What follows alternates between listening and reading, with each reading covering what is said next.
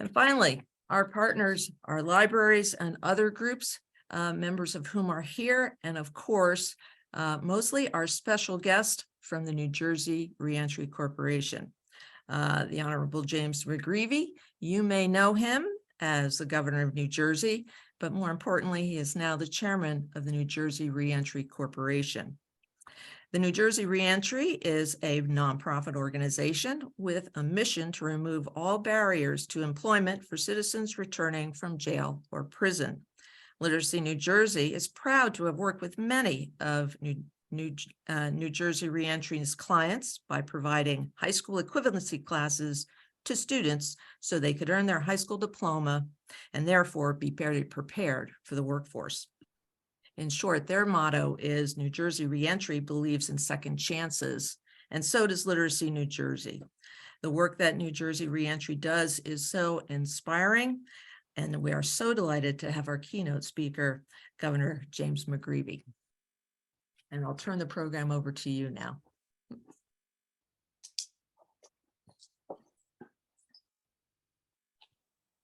Barbara, is that me? That's you, yes. Oh, good. Well, first, I just wanted to say thank you very much.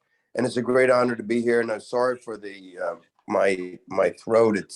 It's not COVID, but it's flu. So I just wanted to say thank you for everybody for your time and your interest and your support of Literacy New Jersey. Let me just say that Literacy New Jersey sets a benchmark in the state for the teaching of literacy. And I thought, in sort of thinking about tonight's comments, how appropriate that Literacy New Jersey is sponsoring this recognition for Dr. King, because so much of what King studied, so much of his values, so much of his principles were based on the understanding of theology, the understanding of the word, and incorporating the principles of sometimes revolutionary thinking, whether it was Gandhiji, and juxtaposing that against the Christian verse. So for King to have done that, both on an intellectual space and in a programmatic operations, he would have had to been exceptionally literate, wise, and have a facility for language. So it's so appropriate that you sponsored tonight's activity. So when we think of King, I mean, it was actually hard for me to focus narrowly on King, because I've read everyone. I've read most major biographies and speeches, and but it forced me to crystallize and to perhaps synthesize what I think are King's most important values. And the first is obviously as a nation, and I think they're inextricably linked. We have to think of the founding of this nation. We have to understand the history of slavery. We have to understand the promise of the Emancipation Proclamation. We have to understand the 16th Amendment. And so King, as an American prophet, cannot be viewed from a blank page. He has to be viewed both from the perspective of American history, and then I think also from the perspective of an emerging theology that called for action, that called for the duty to intervene. So the first thing is to understand to understand acutely that King was a product of his time. I just had the ability, Brian Stevenson from the Legacy Project invited me down to Montgomery not too long ago. And I had the occasion to go down with my with my daughter, and to visit the church where King preached at, to visit the Rosa Parks Museum, and to experience it. And the first thing I'd say is, if you could just understand this, being from New Jersey or being from or spending time in New York, there's something very, and I don't mean this in a pejorative sense, but there's something very small about the South or about cities like Montgomery. I mean, everyone was in close proximity.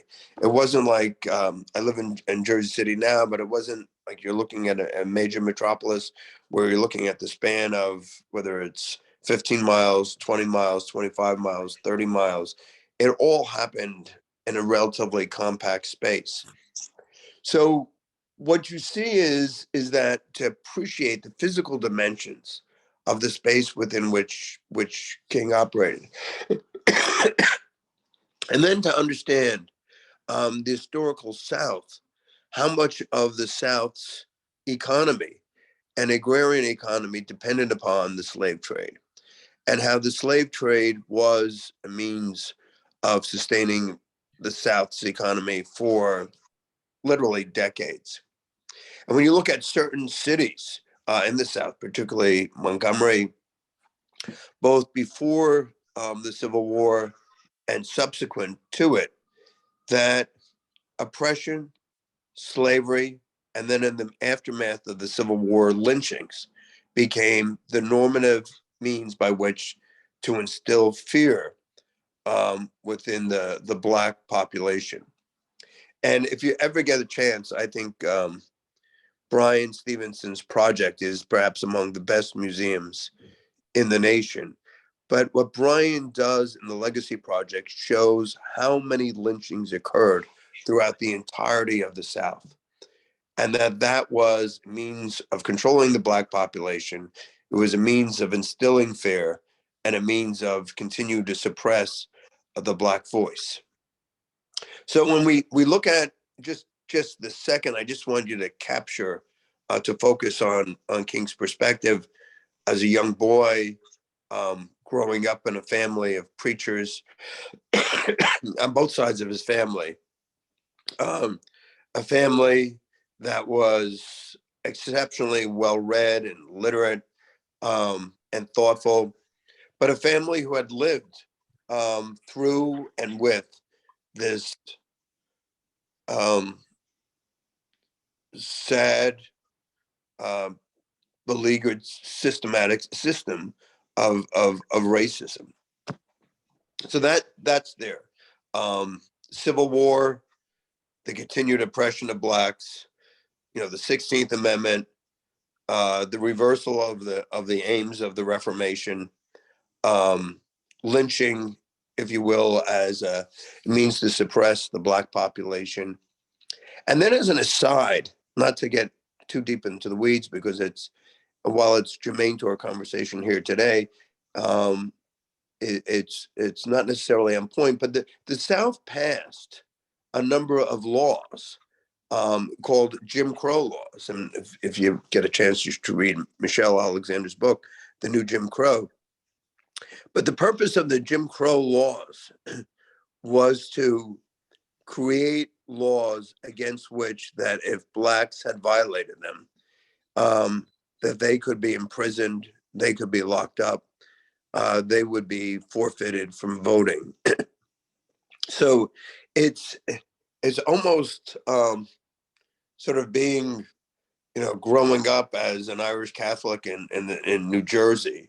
It's almost incomprehensible to understand the depth, the permanence, the scourge of racism that literally impacted every single aspect of Southern life. And I'm not, it's talking about the questions of, who rides on which rail car, who drinks from which water fountain, but even more, as importantly, questions of owning property, questions of selling wheat, questions of being an entrepreneur. That clearly the white, the majority population did everything they could to subjugate the Black population, because simply they didn't want to compete against the entrepreneurial force or influence of a Native Black population, even suppressing Black entrepreneurism among Blacks, because the white population wanted to ensure that the Native Black population bought from white. So I just wanted you to appreciate, if you could, the the, the overwhelming sort of like, my family came from the north of Ireland, and not, and you understand, certain contrasts and comparison in the north of Ireland, and people have come from different countries in different spots where human rights have.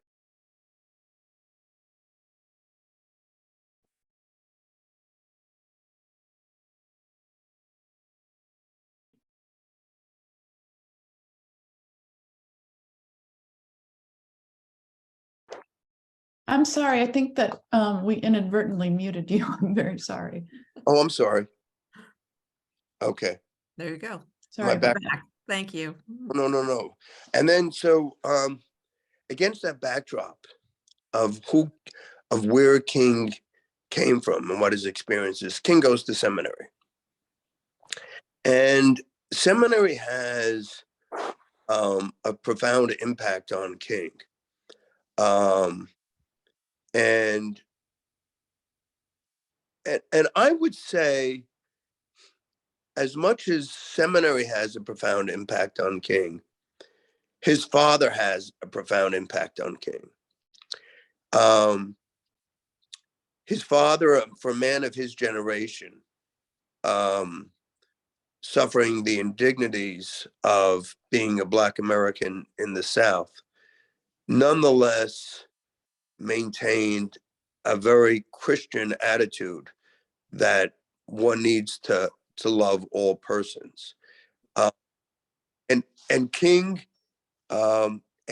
never King learning this from his father. This stayed perhaps in the recesses of his mind. After college, he goes on to Crozier, and then he goes on to Boston University. And I sense, like, when you read King, you see that there's this turmoil, an intellectual turmoil in his mind. Like, all right, I'm commanded by my heavenly Father that I should love all people. There's an innate goodness in human beings, but there's something intrinsically wrong with systematic racism, and we as in America, we as a people have to do better. And I really, you look at the people that King was influenced by in Boston, and to a lesser degree at Crozier. And Crozier, he's still very much in the Black Baptist tradition, and maintaining his fealty to the gospel. But he's still struggling. He's still struggling as that a just God has to want me to do more. And it comes to him through Gandhiji, through Mahatma Gandhi, because Gandhi was not shrinking from the notion of confrontation, but he was refusing to engage in violence. And so what you see for the first time is this incredible synthesis between King's understanding of Jesus as being the Redeemer for the elect, whether it's the downtrodden, the poor, those, who did Jesus bring into his domain? It's the prostitute, it's the tax collector, it's all those at the margin of society. So King can easily understand the importance and the value of reaching out to those marginalized in the American South and American society. But he's having difficulty in understanding, well, how does that bring change? And, if we had a longer time, that was a great philosophical, if not theological, debate within the church of how to bring change, how quickly to bring change. And different persons had different viewpoints. But I think for King, it was the synthesis of, Baptist theology and Gandhiji. And like later you have Black liberation theology, which James Coyne at Union Theological Seminary in New York takes as a further step, if you will, on King's synthesis of Gandhi and Black theology. Coyne goes further and says that Jesus is in fact the liberator. But King doesn't, if you will, theologically, and I don't want to go into the weeds because I feel like I'm back in seminary. But I mean, King, I think had effectively integrated, excuse me, these two concepts. So what happens is, it's like, all right, so what do I do with this? And you look at Ebenezer, and you look at Georgia, and you look at Dexter and Montgomery. And I shouldn't say this, but it's always the women, right? It's always the women who Rosa Parks, who moves the movement. And Rosa Parks, and if you ever get a chance, you should go to the Rosa Parks Museum in Montgomery. So the Rosa Parks Museum sort of understands that Rosa was on this bus where she was sitting. Nobody was complaining. And it was actually the bus driver who causes the stir and causes the reaction. So people are standing, and it's the bus driver who challenges her. And Parks says sometime later, if I'd realized it was that bus driver, I would have never gotten on the bus because he was nasty and surly to me in the past. But she says, I'm not getting off. And he says, well, I'm going to call the police. And Rosa Parks says, basically, well, you have to do. And my sense of it is, so it's just Jim McGreevy's sense of it is, it's the women of the church who start, making the pamphlets, putting them out. And remember, the buses in Montgomery were almost wholly dependent, not wholly dependent, that's too strong, were significantly dependent on Black patrons. I mean, moving throughout the city, white folks may have had cars, white folks may have rode the buses, but Black folks, by virtue of economic circumstances, were a considerable base of financial support for Montgomery buses. And all the pastors look around and they're like, all right, who are we going to get to do this? And my sense is, Martin is the new game in town. He's young. And they're like, they assigned Martin, or they asked Martin if he can lead this effort. And it's a turning point because these women were going whether or not anybody was going to go with them. These women were determined. Rosa Parks was determined. Her friends were determined. The fellowship of these women were determined. And and they showed great bravery and courage.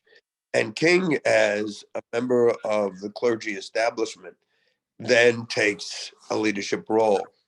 And I think what you see is it's one of the first times that King understands the importance of moral persuasion and nonviolence in terms of an action. And so the Montgomery bus boycott was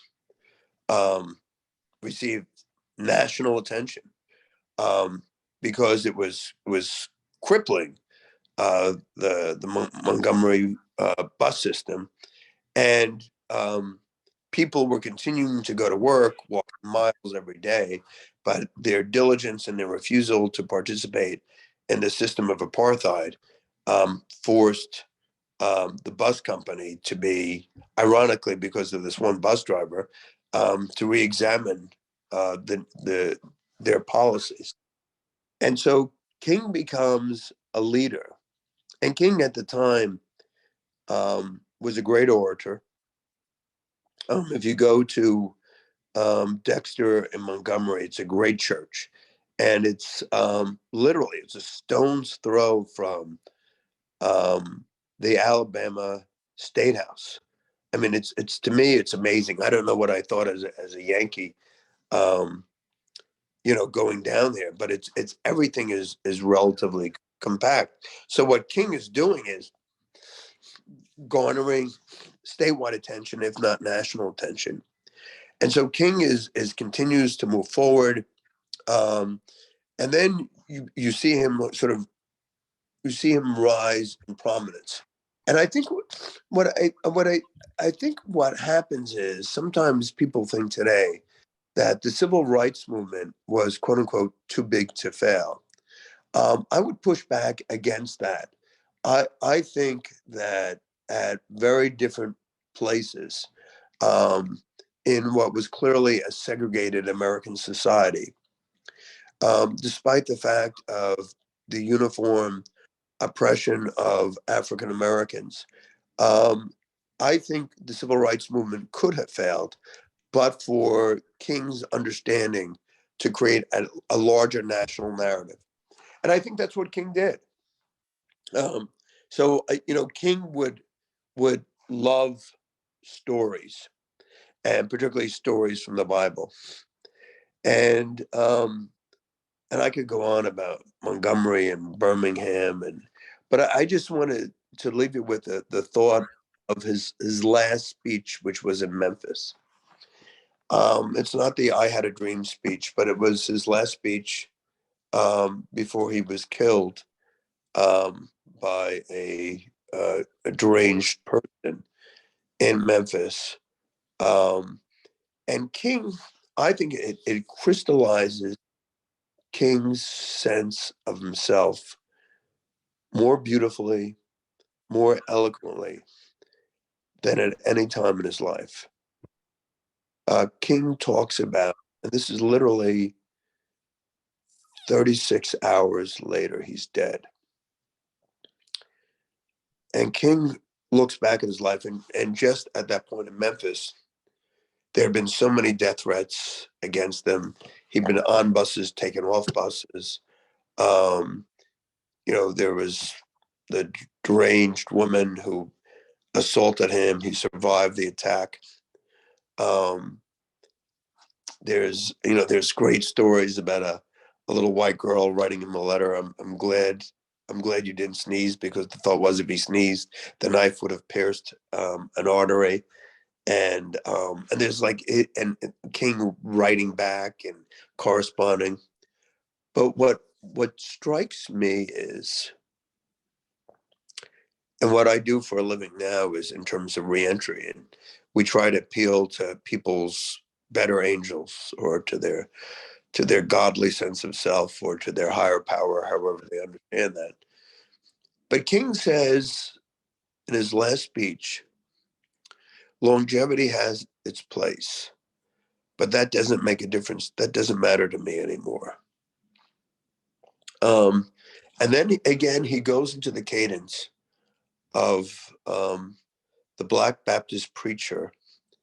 And I think this is particularly significant because it talks about how King saw himself. King goes back to the passages from Deuteronomy and Exodus. And he says, I've seen the promised land, very much like Moses did. And Moses, as we all know, did not achieve the promised land because he faltered in his faith. And King says, I may not get there. And, this premonition comes just literally hours before his assassination. but he says, we as a people will get to the promised land. And so for me, it's the powerful conflation of Deuteronomy and Exodus and the Mosaic covenant, um, the Mosaic covenant to the Hebrews, that Moses had a finite function, to take the ancient Israelites to the promised land.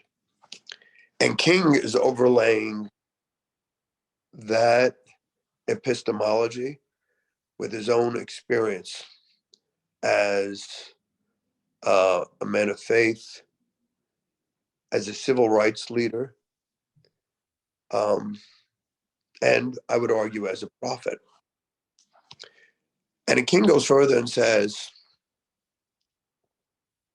it doesn't really make a difference to me anymore. I'm not fearful. I don't fear any man. So King rejects, the violence of the violence of humanity, whether the gun, whether it's assassination, whether it's the dog beating, whether it's the whistles, whether it's the hoses. He just rejects it. He just rejects it and says, I just want to do God's will. And so King at that point, for me and for, I think, many theologians, King comes back in a very sacred way, almost to his Baptist Christology. And that is understanding that the gift of Jesus Christ for him was a transformative agent who changed the course of the world. But like Moses, he won't be able to go to the promised land. But having done God's will to this point, we as a people will get to the promised land. And so I think that, that last speech in Memphis is so powerful because it provides with King with a final opportunity to enshrine his value system, his understanding of himself, and his mission. It's not always a popular speech, but I would just urge you all, you can, and there's also the great speech that Robert Kennedy gives when he quotes Aeschylus. And he also quotes how a white man killed his brother, then John F. Kennedy. But you can get it easily on YouTube or on the web. So there's so much to say about King, but I would take it back. King was a product of the American experience. Without, slavery, the 16th Amendment, Civil War, Reconstruction, lynching, the South's systematic racism, Jim Crow laws shaped the mentality. And there's all sort of great anecdotes that, King's playing with as a white boy and they're best friends, and the family comes over and says, I don't want you playing with my son anymore.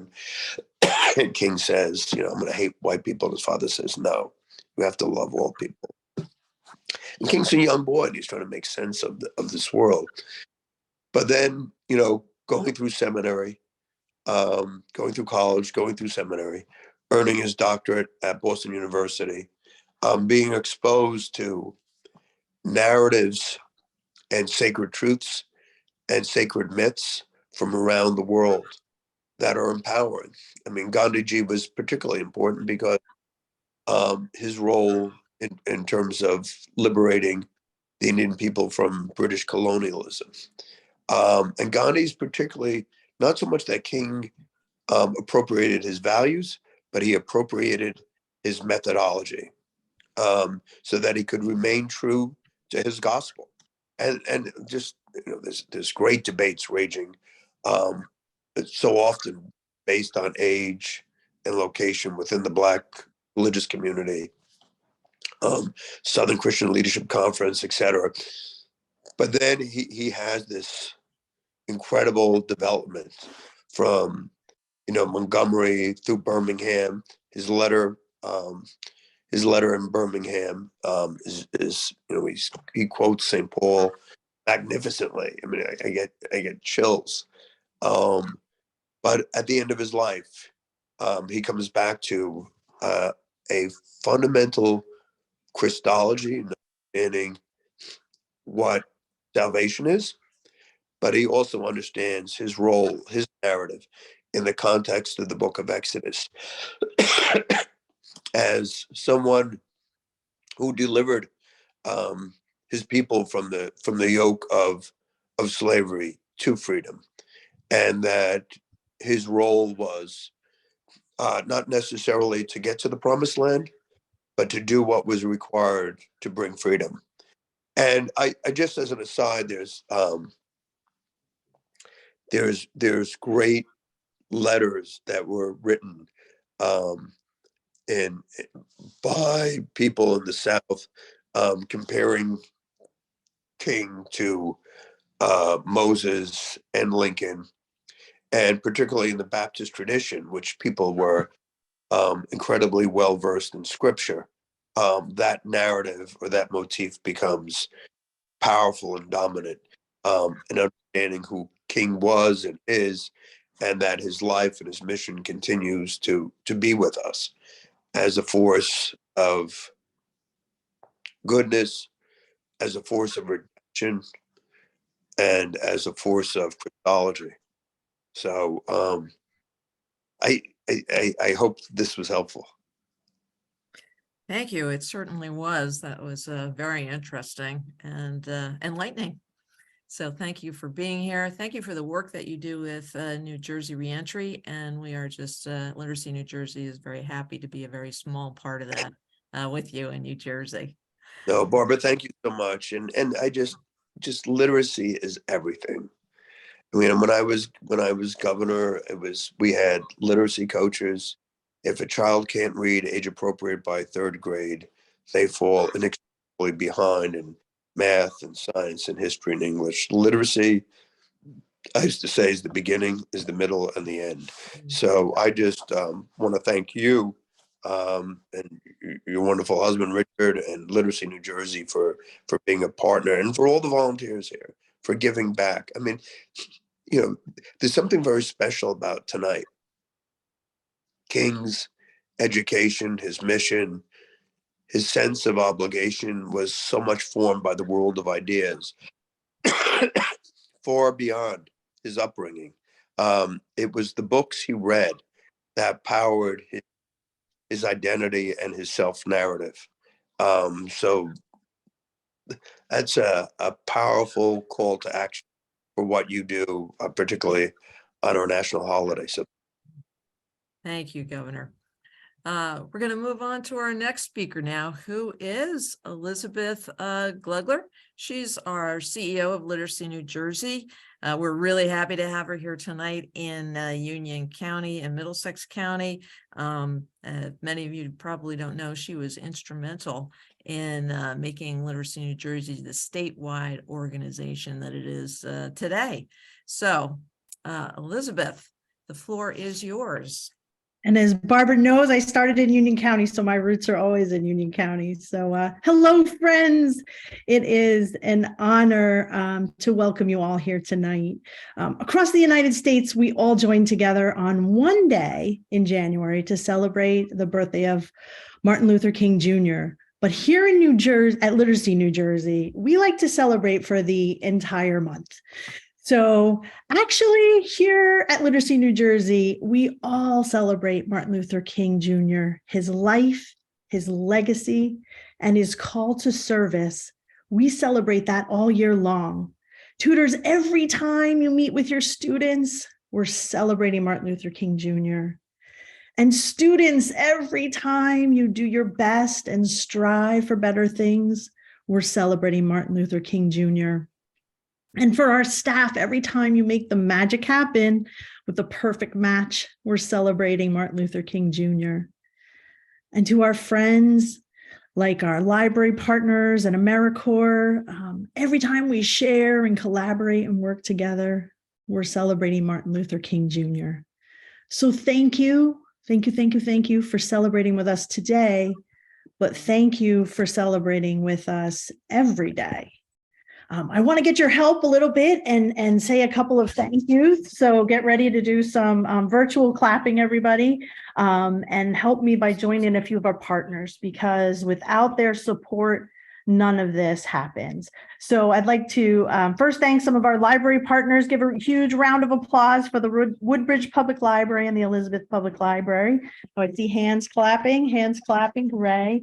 And some of our amazing funders who also make it all happen, like the Westfield United Fund, and right here, the City of Elizabeth. And a huge thank you to all of our friends at AmeriCorps. So thank you for the round of applause. And as we continue this celebration, it is such a pleasure to introduce one of our honored guests tonight and a true friend to every student and tutor here at Literacy New Jersey. I invite you to put your hands together and help me to welcome the director of the Woodbridge Public Library and a great friend to Literacy New Jersey. Put your hands together for Monica Eppinger, everybody. Monica, I pass you the baton.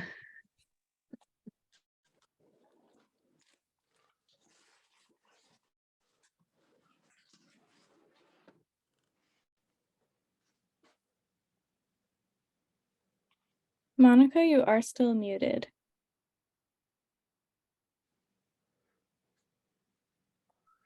How's that? Can you hear me now? Yes, we can. Thank you. Okay. Monica, the Woodbridge graphics have gotten a lot better since I've left. Those of you who don't know, Governor McGreevy was a former mayor of Woodbridge. Is that right, Governor McGreevy? Yes. But Well, we never looked this good though. Thank you, Monica. well, this will be mercifully brief, but it's one of my favorite things to do is to share great pictures. So this is an image of library. And of course, libraries have been repositories of knowledge and information. And if you were inspired by Governor McGreevy's talk about, Martin Luther King, you can come to the library and read some of those biographies and just, you can find whatever you need. But libraries are only places and containers without people.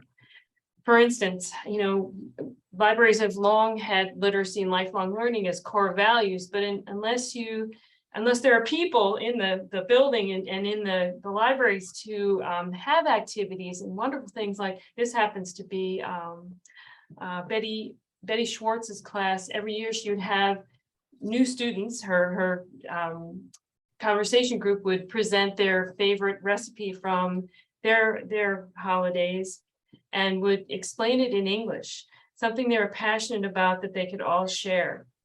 A brilliant learning activity that she brought to the library to bring people in. And I also know Nick Regilio does things like this as well with his classes.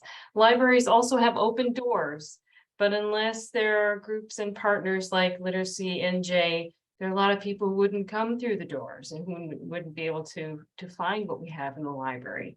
Libraries, of course, have connections in the community, but I must tell you that Literacy NJ has deepened our connection in the community.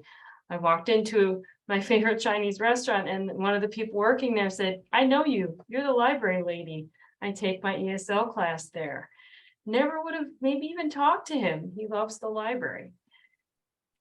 Libraries also offer unique resources, print, digital information, spaces to use those things, technology to get access to the online learning and dedicated staff to help you. But again, without someone like Literacy volunteers, or Literacy NJ, many people wouldn't ever be connected with those resources. So to summarize, I just want to thank you for deepening our connection in the community, for helping us reach new people, and to be there for us to support what we like to do. Thank you. Oh, thank you so much, Monica. It's been great working with you this past year. We just got to know each other, and we look forward to keeping the partnership going and the year to come. Our next speaker is going to be one of our volunteer tutors, John Galliano. He has been a tutor with us since 2019, and he is also a member of the Westfield United Fund Board.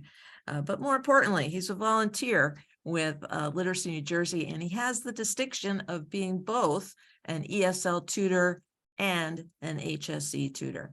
So John, it's your turn now to take the baton and tell us a little bit about why you volunteer with Literacy New Jersey and to introduce one of your student speakers. John, are you here?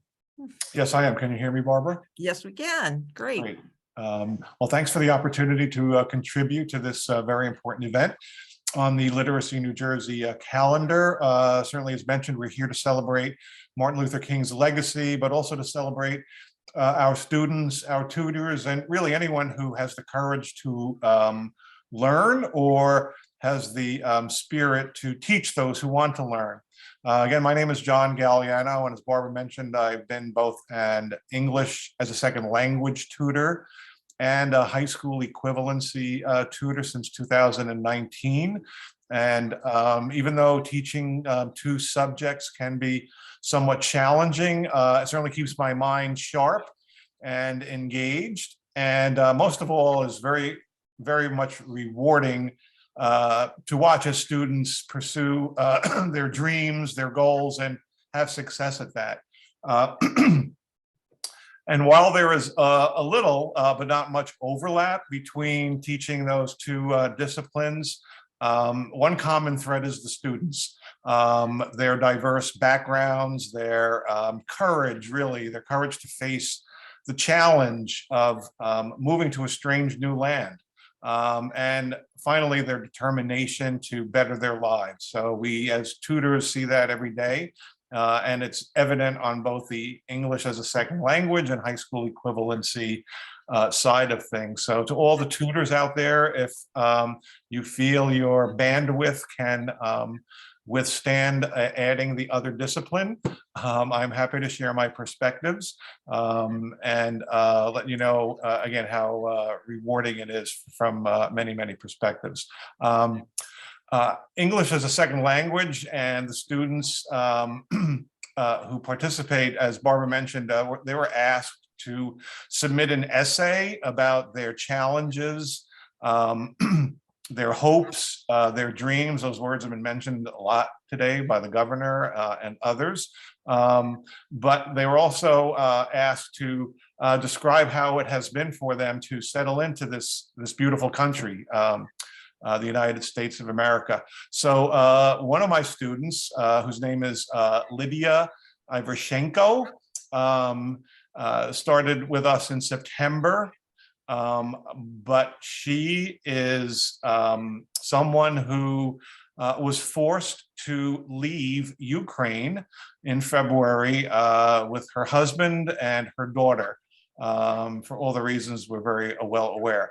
And yes, all students and people who immigrate here in general have a unique story. But for me, when reading Lydia's message that she wrote in a beautiful essay, it really hit and struck a lot of chords for me, and I think it will for you as well, mainly because we all, as we've lived here, however long, but since February of last year, I think we've all been made very well aware about the goings on in Ukraine.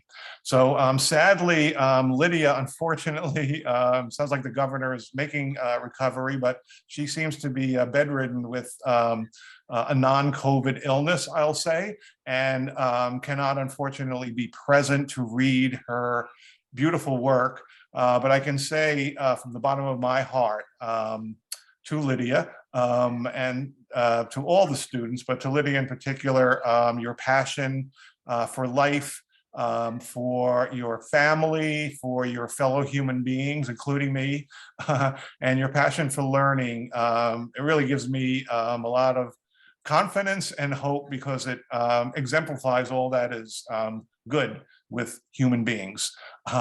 So I'm going to turn this, I believe, over to Miss Casey, who will have the pleasure of reading Lydia's work. So thank you, Barbara, and thank you all. Thank you, John. Yes, Yes, thank you. I'll be reading Lydia's essay, which she submitted in John's class. Lydia practiced law in Kiev before she arrived to the United States about 6 months ago, and she's now living in Summit, New Jersey, and this is the story that she would like to share. Hello, my name is Lydia, and I'm from Kiev, Ukraine.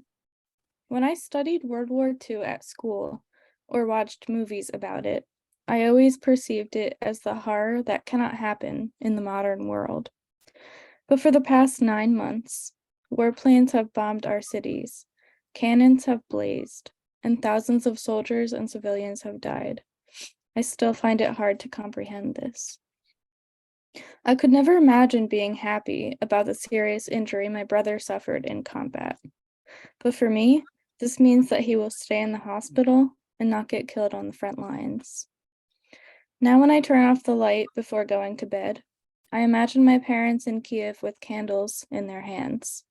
These are not scented candles that we light up for coziness and comfort. These candles are the only source of light for my 80-year-old parents. At any time, they can be out of electricity, heat, or water in their apartment. Also, my son can be drafted to active military duty at any time. We are lucky that we ended up in the US with my husband and daughter. We fled the war like many other Ukrainians. The world was not prepared to take care of millions of Ukrainian refugees. Thankfully, in America, one family has helped our family. They're just really nice people. Since they knew that we arrived empty-handed, they reached out to the community, and people brought whatever they could: bowls, pots, clothes, and shoes. Another elderly couple gave us shelter and welcomed us like family members. I know for sure that every country has its own problems. I know that America is huge and diverse. I haven't seen all of it yet. I was lucky enough to be in this particular city of Summit, New Jersey. Here, I found myself in an oasis of comfort and beauty. Everything is wonderful here, both nature and human souls. It would seem that there's everything we need to be happy. The truth is that my body is now in comfort and coziness, but my torn heart is bleeding and crying because a big piece of it remained in Ukraine with my parents, son, friends, and all of the Ukrainian people. I want to believe that very soon, good will defeat the evil, justice triumphs, and the guilty will be punished, and my people will return to their daily routines. Thank you. thank you, Casey. And thank you, Lydia, for a beautiful essay. Now I'm going to turn the program over to our ESL coordinator in Union County, Owen Fasher, and he'll introduce our next speaker. Owen. Thank you, Barbara. It's a pleasure to be here tonight, celebrating the legacy of Martin Luther King. Certainly quite the legacy that he had. Thank you to Honorable James McGreevy for his presentation. It was very, very thoughtful and insightful. And thank you again to all the tutors and to all the students who have put in a tremendous amount of work for us. So I would like to introduce our next tutor. His name is Caesar. Caesar has been a tutor with us since March of 2022. He's worked very hard with his groups that he's had, and he enjoys giving back to the community. So Caesar, the floor is yours, if you're here. Well, hello. Hope everyone's having a good well, getting something from this. There's a lot to get from this meeting. So as long as you guys leave with one thing, is that's success. I do find it awesome that we are celebrating Martin Luther King. I like to think that Martin Luther King is not just celebrated on one day of the year, but every day, because his impact in history has been very positive. And so, why not, right? Why not at least take 5 minutes of every day to honor that. I just want to say also, I'm also, just following what Owen said about Mr. McGreevy's speech. Yeah, definitely very informative. Again, something that we can all learn from. So thank you for that speech, Mr. McGreevy. Excuse me. I do want to give a shout out, as the younger generation says, to our students. To my students who have reached 25 hours or more of instruction. I'm so sorry if this was part of the plan, like a part of the program that, like to give the recognition later, but I didn't want to do it That's personally. okay, Caesar. We always like to celebrate our students. Go right ahead. Yeah, so I don't think they're in the meeting. I checked like 4 or 5 times and I haven't seen their names, but if they are, hi, congratulations. Their names are Renato, Henan, Renan, Betsa, and Erica. Unfortunately, Betsa or Erica haven't been joining our meeting. My meeting. I know Erica has had a change in her job, but Betsa, I hope she's good wherever she is. But I was also told to say any success stories or share any success stories. Unfortunately, I don't have one. I don't like saying that, but I haven't had any complaints, so that is success. The other thing what I'd like to finish with is why I started volunteering for this. I wish I could have done it earlier or sooner. But everything has its time. Everything happens for a reason. So I am glad to say that I am in this age. I do volunteer in this agency. What made me go for it was the simple fact that I have always liked language. I've always had an interest in it. And I've always liked teaching. Not only language, but I combine the two together, and I found this as a perfect opportunity to practice that, since I've practiced each interest separately. So I saw this as an open window to combine the two the skill and the interest. And so far so good, no complaints. Lord knows, lesson plans for me are not the not my forte, if you will, but I definitely have fun doing that, only because it's something that I enjoy doing. It's about something that I enjoy. So as long as that flame is still burning, I don't see myself leaving this organization. So I thank Literacy NJ for giving me the opportunity to definitely delve in that, if you will. Thank you, Caesar. Any questions? All right, Owen, you take it away. Thank you, Caesar, for your insight and for always continuing to help us and to volunteer with us. It's truly makes a difference in everyone's lives, as I'm sure we're all aware. Next, I'd like to introduce one student. Her name is Erica Eichelbaum. She is from Venezuela, and she has been in the United States for 22 years. She earned her citizenship on July 20th of 2021, I believe. And right now she is a civil engineer. And she is in my class on Wednesday nights. And she is also in Jennifer Schneider's class, another tutor, on Tuesday nights. And she's a very hard worker, and she has written an essay like Lydia has. But Erica, if you're here, we would all love to hear it. Thank you. Hi, good evening, everyone. First, I want to thank all the teachers and all the staff at Literacy New Jersey for the opportunity that you gave us, my classmates and I, the opportunity to learn and to improve ourselves. So I just want you all to know that we really, really appreciate you. So the essay I'm gonna read today I wrote it about a question that somebody asked. If you could go back in time and meet Martin Luther King Jr., what would you say to him? So if I could go back in time and meet Martin Luther King Jr., I would first tell him that it is a great honor to meet him, that he was and always will be one of the greatest leaders in the United States. I will also tell him that thanks to his nonviolent protests and sit-ins, segregation no longer exists, and there are equal rights for people of all colors living in this country. Now, people of all colors can participate in any sports, can work in any job they fancy, and can go to the school they choose. There are diverse backgrounds within our representative in the government. We even had a Black president, and he was a really good one. I would say to him that there is still work to be done to eliminate discrimination, get fair salaries, and police brutality, and get fair trials.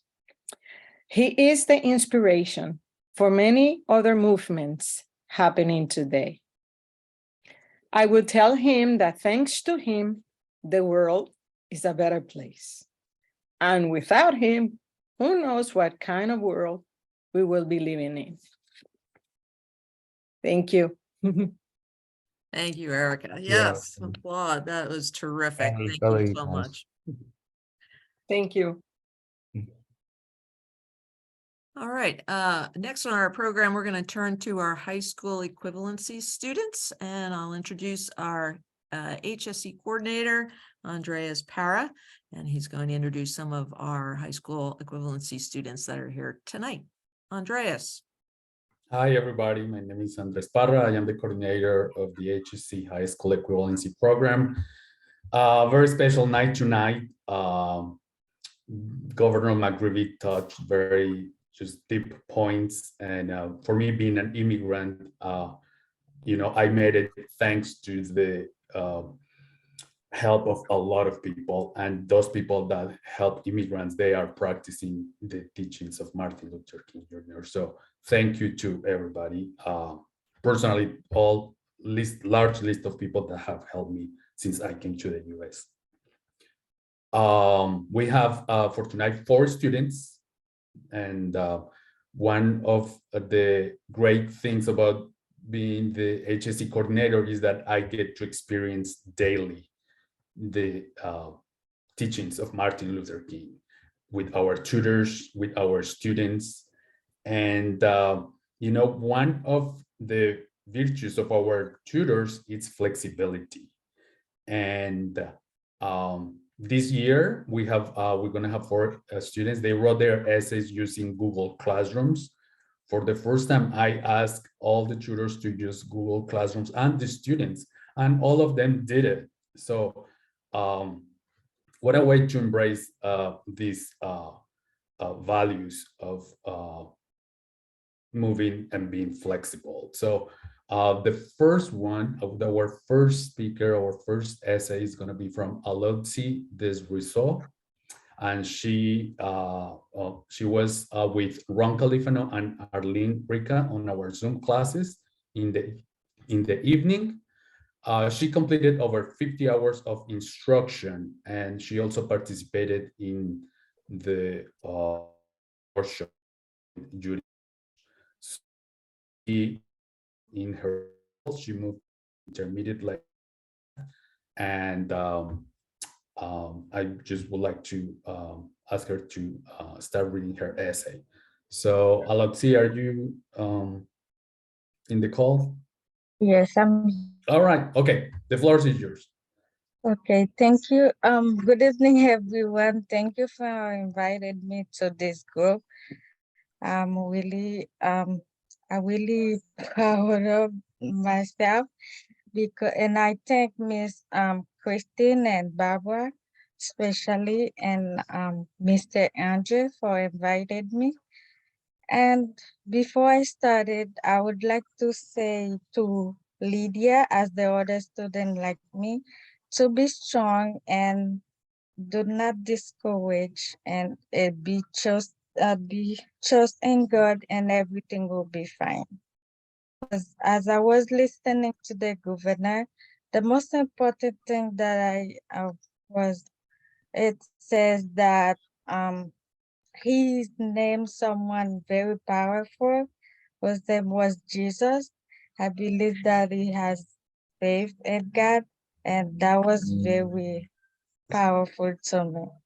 So I'm gonna start reading a part of my story that I wrote down. I didn't have time to write anything else because of many activities that I have to handle, but I would like to share with you guys tonight.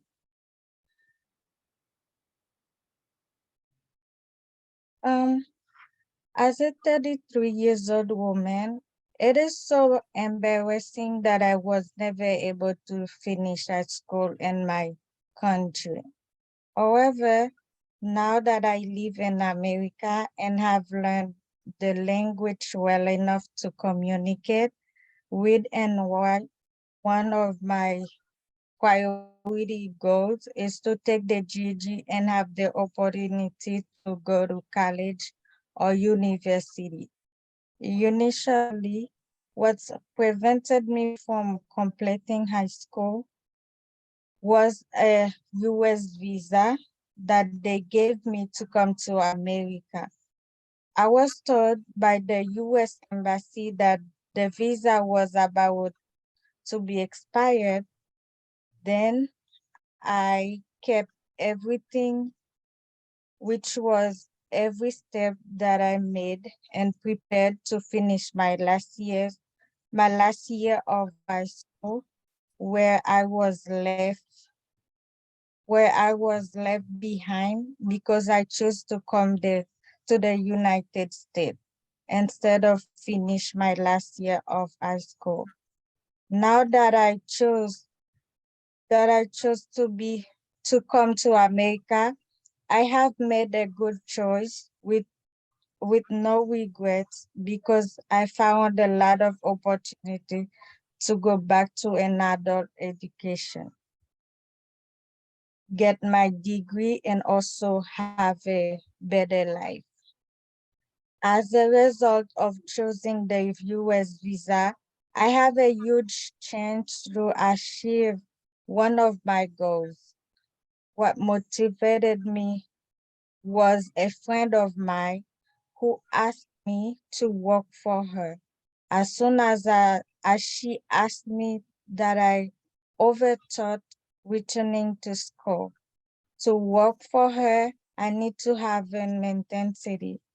Even though I did not know which place to go to register to enter an adult school, I went back to my friend and have a conversation with her, which about the class that I have missing when I was in Haiti. Then said, then she said she was willing to help me create opportunities for success. A few weeks later, I got a shout out from her that she found someone who can help me. Then she gave me her friend's number to call. I was delighted to call the next day. Gladly, she answered me and then spoke to her about getting my GG.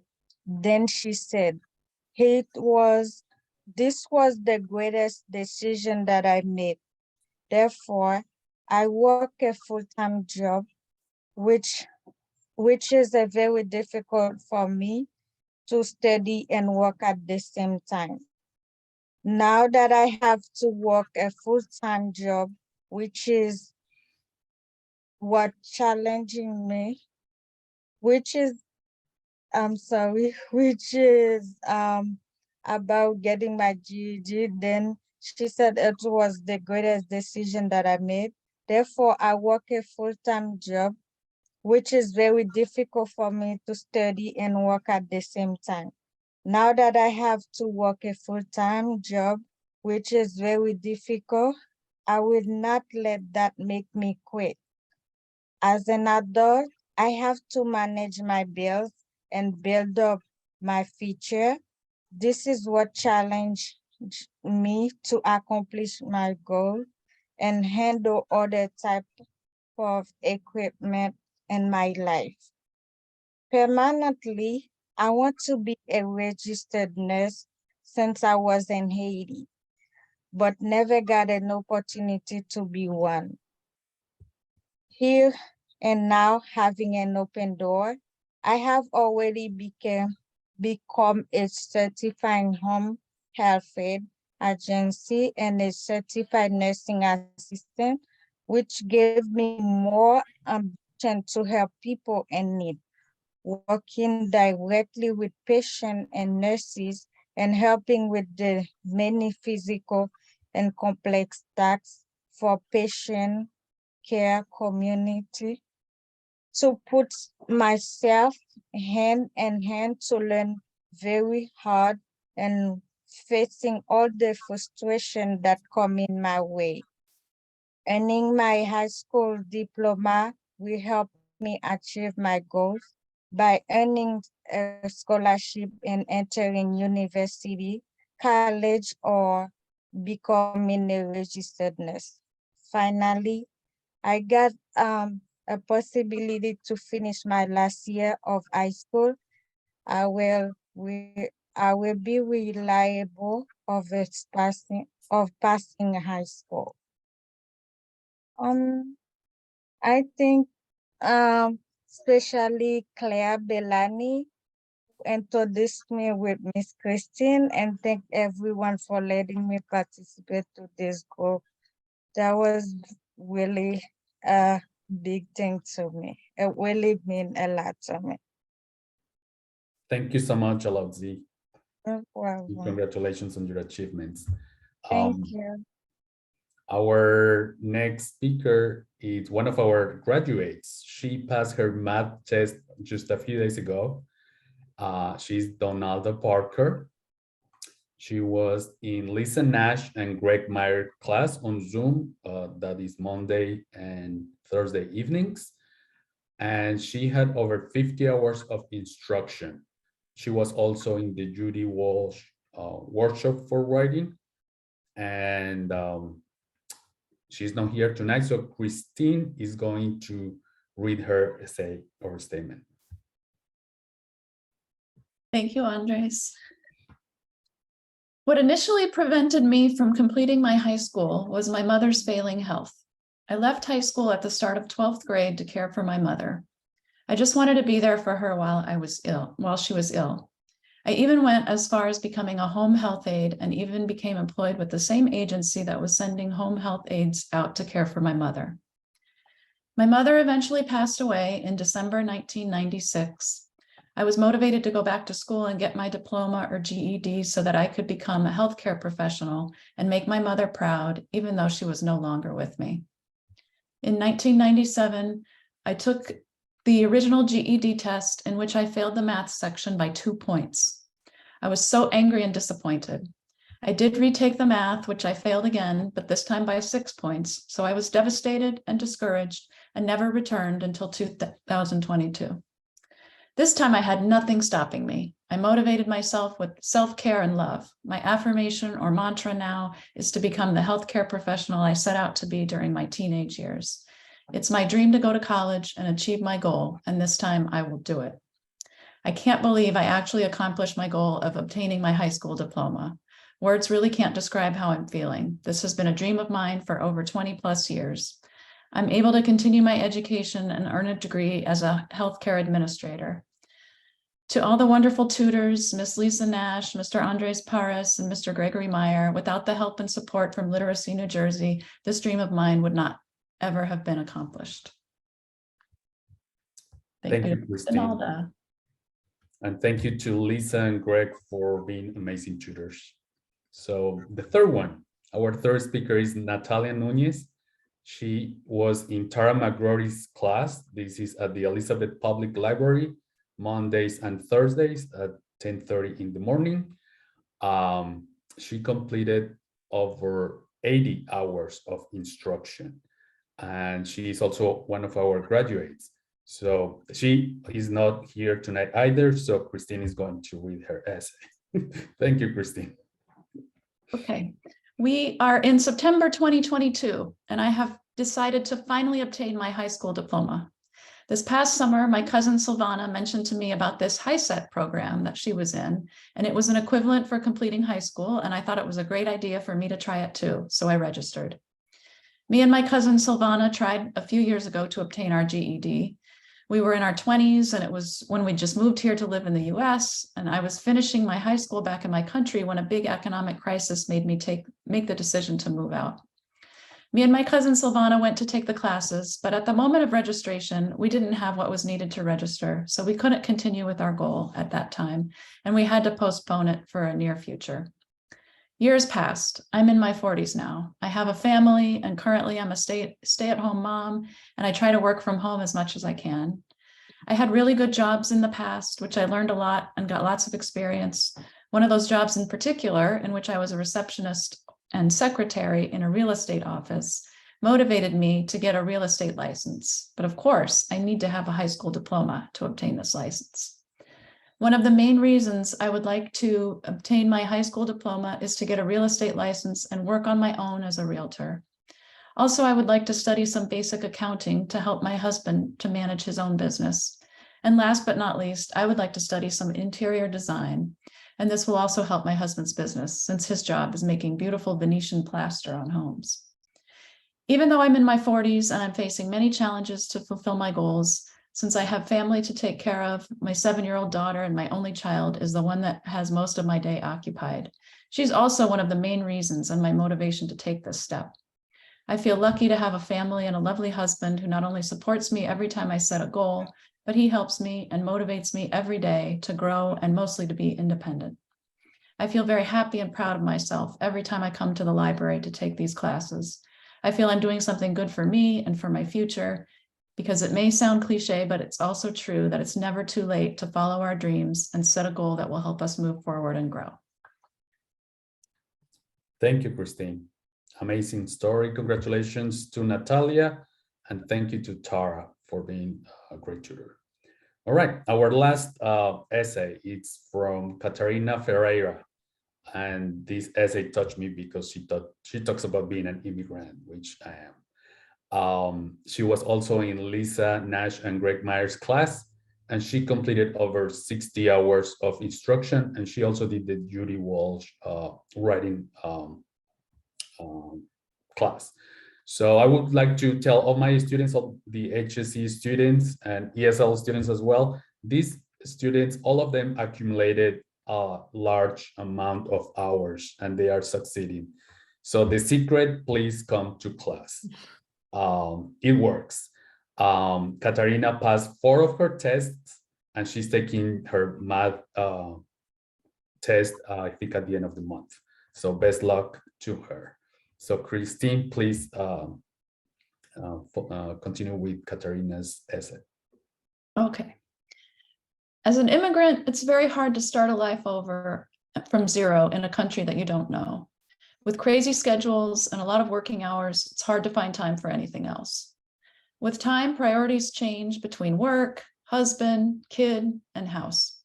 Time goes by, and I realize that I got into a routine and I need to change. The ambition was always there, it just didn't work out before. Time was too short to do everything besides work. Now, with my life a little bit easier, I want to try to take my GED. I want to get better myself, get a new job, and other opportunities that without a diploma are not possible. On the other hand, I also want to show my daughter that when you want something, you can do it. If I can't do it the first time, I will do it the second and third until I get it. Awesome. Thank you, Christine. Thank you to all of our tutors, and congratulations to our students. And let's keep working. Okay, I'm going to turn the program over now to Casey Fessler, who is our volunteer and outreach coordinator, in Middlesex County. Casey. Hello. Thank you everyone who has taken time to speak so far. It's really wonderful to hear the student success stories. This is why we do what we do. This shows King's legacy of always learning, but I also want to talk about his legacy of serving and how our volunteers are so essential to our program, and we appreciate them so much. I'd like to introduce a couple of our volunteers. First, I'd like to start with a longtime volunteer, Nick Virgilio. Nick has been a tutor with Literacy New Jersey since 2014. You know what? I have to go up and get my license. He's been a tutor since 2014 and offered support to so many students in many different ways, including basic literacy students, a student who received her GED, and several ESL classes, as well as through citizenship classes. Nick is here to share the success story of one of his previous students that he worked one-on-one with, as well as share any insight about his role as a volunteer with Literacy New Jersey. And I'd like to introduce Middlesex County tutor, Nick Virgilio. Do you have your key? Thank you very much. Can you all hear me? Yes? Okay, Yes, we can. great. Actually, I came across this essay a few weeks ago. I was actually going through my files and cleaning them out. And I found this essay, which was written by Pamela Hardgrove, one of my former students. At the time, I was tutoring Pamela, helping her get her high school diploma from Penn Foster College. Upon reading it, I was reminded of the obstacles she faced and how she worked relentlessly to overcome them. I couldn't help but think how inspirational her story was. I called her up and asked her if I could share it, and she said I could, as long as I identified myself as being the tutor in her essay. I said, okay, I'll do that. Okay, so with that in mind, I'll read now the essay written by Pamela Hargrove. Getting a high school diploma seems effortless for most people. It's expected. It's something you just do. When you're severely dyslexic, it's not so easy. Getting a high school diploma is a struggle and challenge that seems almost impossible at times. It requires never giving up, believing in yourself, and having the love and encouragement of your parents, family, and friends. Although I didn't know I was dyslexic until I was an adult, I have always sensed that I was different than others. I found it difficult reading, pronouncing words, and remembering what they meant. I seemed to be always behind others in school. I was deathly afraid that I would be asked to read in class. When I was asked to read, my heart would pound so violently, so hard that I thought for sure it would rip open my chest. I felt different, alone, ashamed, and stupid. I kept on asking myself, why me? What's wrong with me? Why was I different? I always felt it was unfair. I wish someone or something would happen to set things right. I prayed to God to make me normal, to be like other kids. Some help did come along in middle school. I was put in a basic readings class in 6th grade and remained there until 11th grade.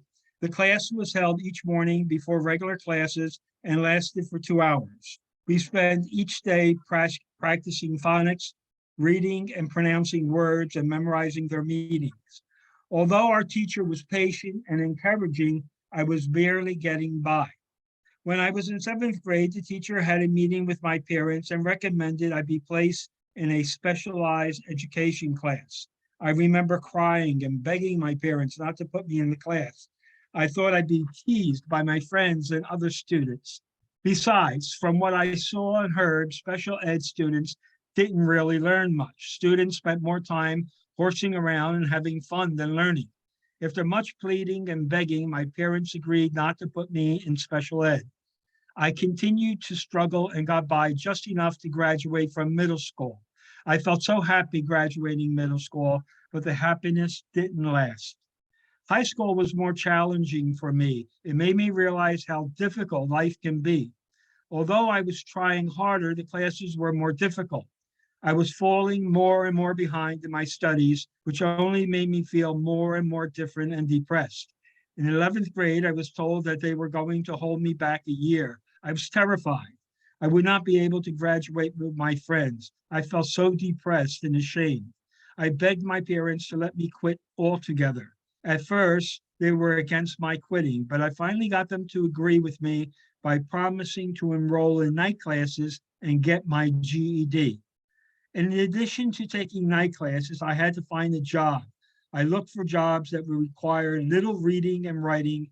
I mostly worked in warehouses that required different shifts. I soon found myself overwhelmed juggling classes and work. I soon found myself overwhelmed juggling classes and working different shifts. I found it more and more difficult to do both. So I decided to take a break from working on my GED.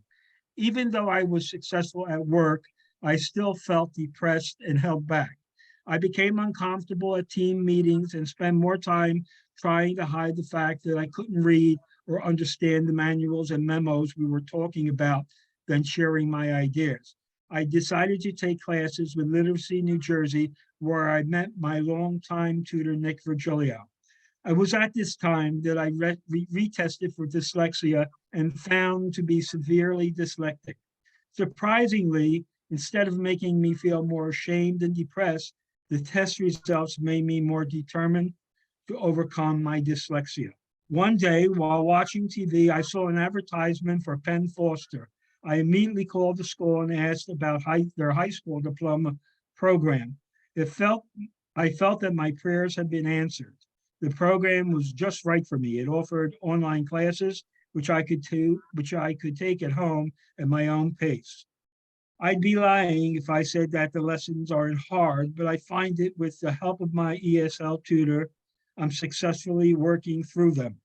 I feel that I'm learning, and that is making me feel good about myself.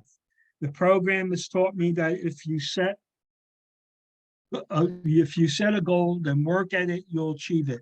Most importantly, I've learned that with the help of family and friends, you can do almost anything you want. I'm determined to finish the program and be successful so others who have similar challenges can find hope in my story. Pamela completed the program and was awarded her high school diploma a few months after this was written. Congratulations. That was very nice, Nick. Thank you. Casey. Thank You're you so welcome. much, Nick. Our You're tutors welcome. have a tendency to go above and beyond the expectations that we set for them, working with students to find programs that meet their needs, working with students to read their mortgage agreements. We tell them you can meet for 2 hours every week, but they always end up doing more. And it's what they love to do. Next, I would like to introduce Carla Becker. Carla has been a tutor with Literacy New Jersey since October 2022, and she's already loving it. She will be introducing her student, Yorlani Fuentes, and if she'd like to say any words about her experience. Carla. Hi, everybody. Yeah, it's been a wonderful experience. I am so impressed with, just the positive attitudes and the hard workers and the perseverance. So this particular student, Yorlani Fuentes, is just a remarkable young lady. It's just really been a privilege and a pleasure to work with her. She has written about achieving peace in the world, and I was very touched with her words, her heartfelt words. So Yorlani, if you're here, Yes. please read it to us. Thank you.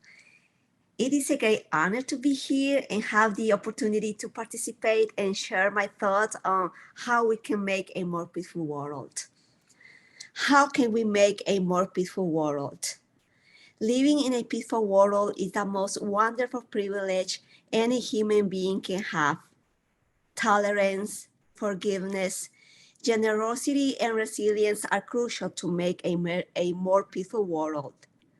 Showing compassion, empathy, kindness, and making a personal commitment to nonviolence can also help to make a more peaceful world. This world would be much better if we could eradicate racism. We also need someone who can control firearm sales. Guns are just triggers for violence. Let's make this beautiful world more powerful, more peaceful with just a simple smile. Smile at everybody no matter what. Don't hold a grudge against anyone. It's not healthy and it destroys your soul. Thank you. Thank you, Lorraine. Thank you so much. Lorraine Gilbert, are you still here? Lorraine? I am here. Hi, Lorraine. Would you like to introduce your students? Sure. I have 4 students here, I believe. Zamara, Camilo, Claudia, and Belika. And they have written either why is peace sentences, and they Zamora and Camilo also wrote about if they created a charity, what would it be? So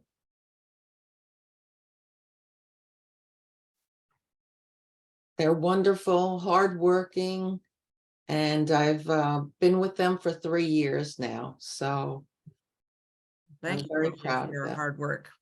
Which student would you like to go first? Zamara. Zamara, are you here?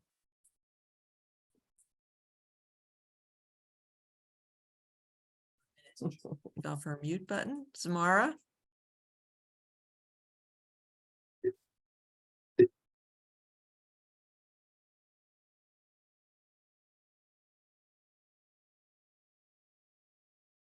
All right. How about your next student? Is Zamara here? Zamora is here because I've seen her name. She's you can't see the video, but she is here. Mm. You know what? I can text her. All right. Okay. All right, hold on 1 second. Or if you want to start with your... Okay, so in the meantime, if you want to call on Camilo, you can. Okay, Camilo, are you here? Time to take off. Good, thank you for asking. Good evening, everybody. Good evening. So yeah, I'm glad to be here tonight. So I hope everybody have a great night tonight. So I create this charity thinking like about people outside, right? The charity is called Covering Your Head Charity. Okay. So the thing start like this. Do you have a house? Do you dream of having your own house? Now it's time to get your own house and live with dignity.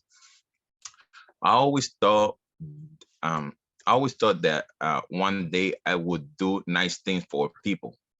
And if I was a billionaire by winning the lottery, I would give houses to every person that needed one. Covering your head would keep people out of a homeless situation and give them an opportunity to have a dignity to live cozy and warm. Covering your head will look for people that don't have houses and take the information in a database. I would hire a crew that would organize, find the location like yards and vacant lot and build those homes. Covering Your Head is a charity I would create to help people that really need opportunities to be safe and warm in their own home. Thank you. All right. Yay. Thank you so much. Have you contacted your students, Lorraine? I am sending it to her now. All right. And- Okay, so, oh, Zamora, great, okay. How are you? The floor is yours, Zamara. Okay. Do you like to play soccer? Maybe you remember how many times you played on a soccer field, in a school gym, at the park, or at the beach. Maybe you scored a goal or saved a goal, and then your team won a trophy. I think we can make a difference in the world for the inclusion of the special autistic people. World Autism Awareness Day is April 2nd. And that day is recognized to spread awareness for the rights of people with autism. Tournament Soccer is a charity I could create to raise money to help pay for inclusion programs and workshops to benefit autistic people. His soccer tournament would take place every year in the summer. The participants and volunteers would wear blue in support of the cause, and everyone could donate. Each team must have autistic participants. Their participation is important for inclusion.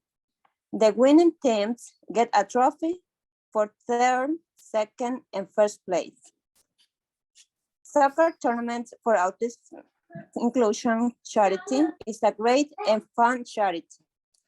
This event would bring us together to fundraise to help autistic people have a better life. Thank you. Thank you, Zamara. Very good. All right. Okay, I also have Claudia and Bellica here. All right, Miss Claudia here.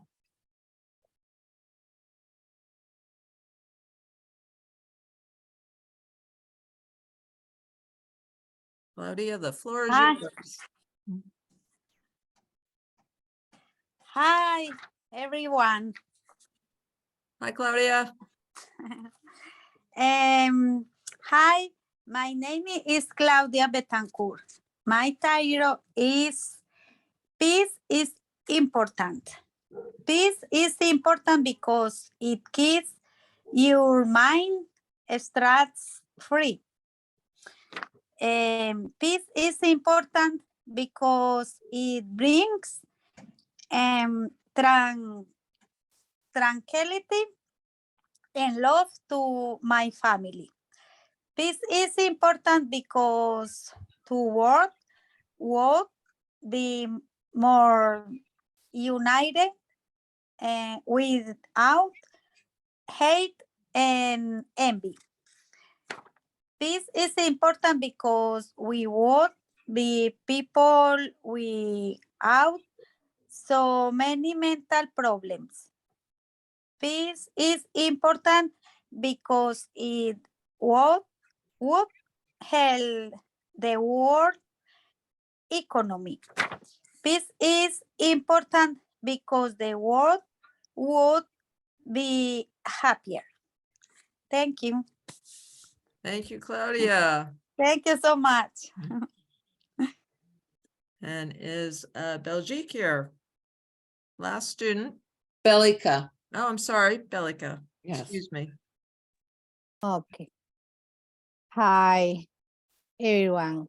Good evening, teacher. Thank you. Hi, my name is Belgica Gaona. My title is Living Life in Peace. Peace is important because people would live without from wars and have safety and happiness. Peace is important because countries of the world would have freedom of religion and speech too.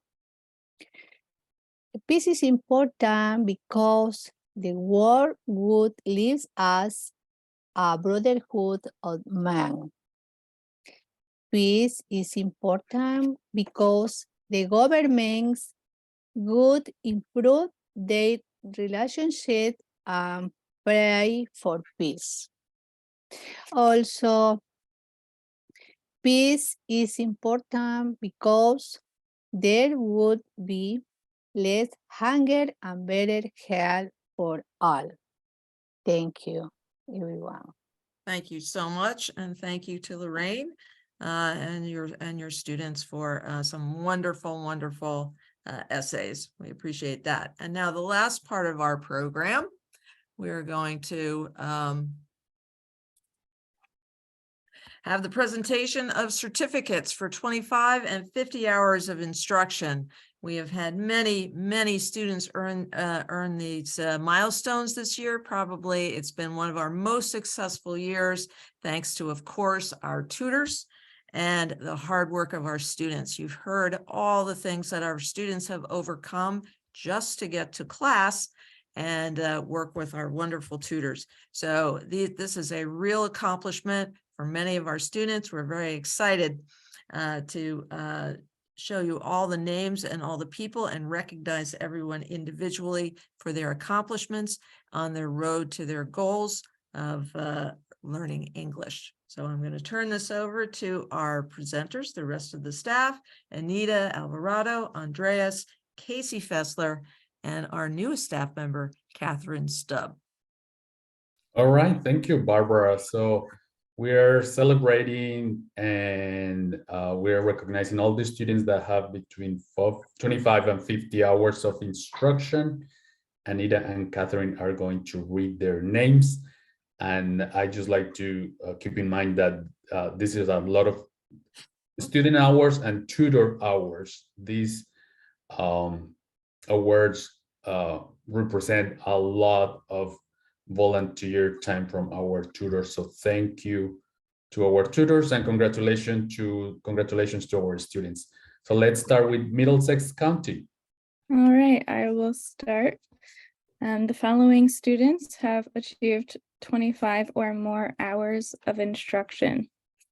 They are Luis Aguilar, Kaltum Adori, Luciana Alamino, Verlene Serafin Aletzi, Olga Asidova, Jose Luis Bejarano, Gita Ben Brambat, Kirit Brambat, Jenny Chen, Teresa Espada, Gloria Esparza, Song Hu, Chen Li, Yulianto Li, Yolanda Morales, Joyce Munoz, Lakshmi Priya Rajandaran, Ala Salame, Munawar Sultana, Mariko Suzuki, Nupur Tawari, Amelia Villegas,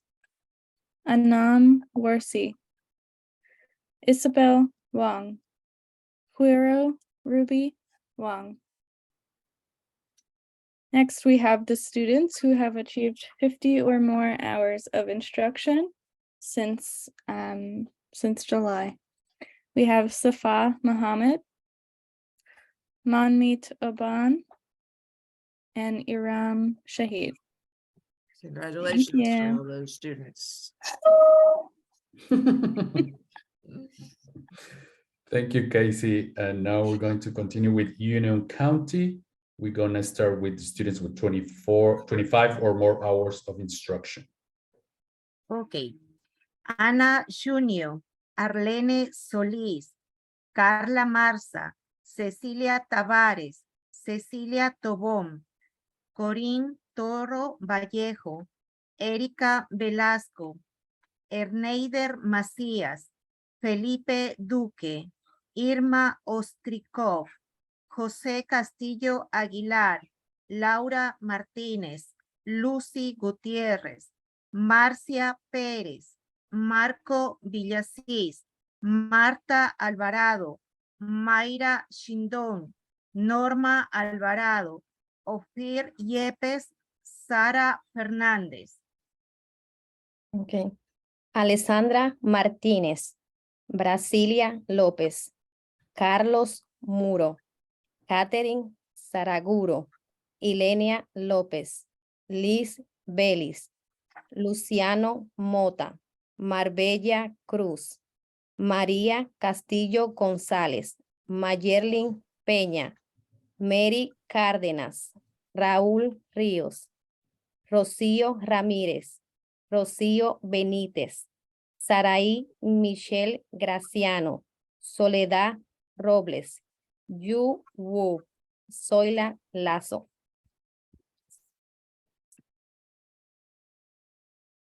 All right, and with our students with 30 or more hours. Okay.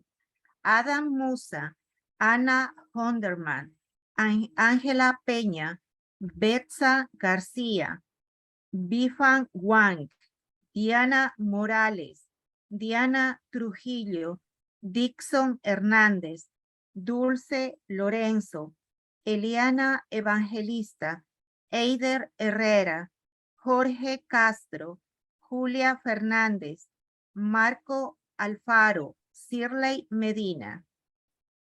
Alessandra Palacio, Ángela Delgado, Diego Flores, Jean Piratova, Jenny Valdés, Joseana Barreto de Silva, Keila Vera, Luisa Farfán, María Pérez, Marí Florence Orgela, Omar Zarate, Sandra Milena Castaño, Estanya Cunha, Svitlana Gribosala.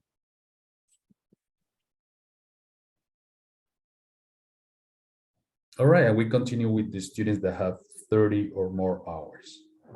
Andrea Méndez, Aura Olivares, Carlos Madrigal, Dunia Guzmán, Dilani Navarro, Emiliano Morales, Juana Aybar, Karina Camargo, Laura Pandiguana, Licelot Gutiérrez, Marisol Pérez, Milagro Iglesias, Natalie Sánchez, Nube Chabla, Renan Díaz de Arruda, Renato Alvarado, Rosa Delgado, Sima Imran. Alba Busam, Belkis Santana, Elizabeth González, Elsa Rojas, Gloria Aguillón, Luisa Vázquez, Luz Chancón, Mitzio Vergara Muñoz, Mónica Cruzate, Odette Acevedo, Sandra Tello, Teresa Calero, Teresa Miranda, Vanessa Cedeno, Vicky Merchan, Viviana Erazo, Zoila Binet, Zoraida Quispe. Okay, and now we continue with the students that have achieved 40 or more hours of instruction. Ana Campo, Bélgica Gaona, Carmen Lazo, Edelmira Ramírez, Gina Martínez, Juana Rodríguez, Lina Pérez, Nieves Chacón, Norma Samaniego, Olga Gil, Ruth Aro, Sol Ilche, Yaribel Morel Taveras, Geraldine Martínez, Ingrid Rivas Ayala. Ana Ospina, Beatriz Misetich, Blanca Escobar, Claudia Betancourt, Dionisio Núñez, Fátima Towil, John Canón, Jocelyn Salazar, Marini Santana, Mónica Samaniego, Naismith Guzmán, Rosa Bisonó, Rosy Roche Nina, Stephanie Rivera.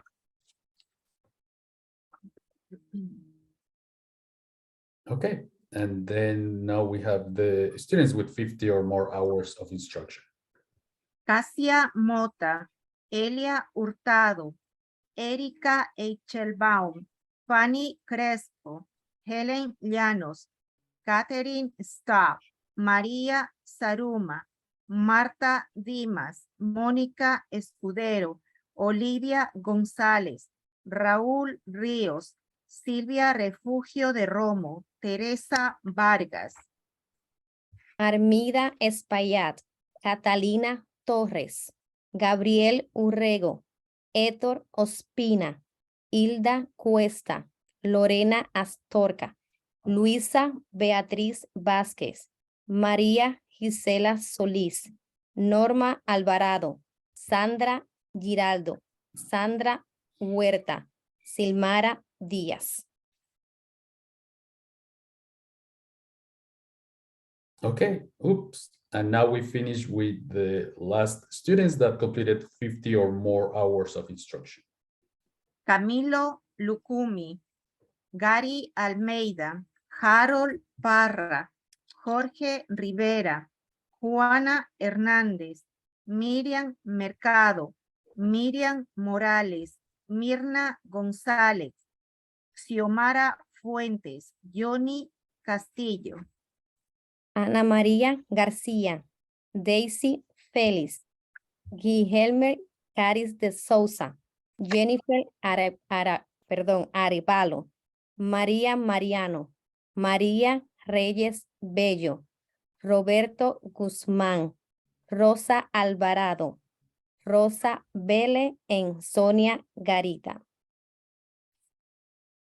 Okay, so thank you, Anita and Catherine. Congratulations to all the students, and thank you to all the tutors for your work.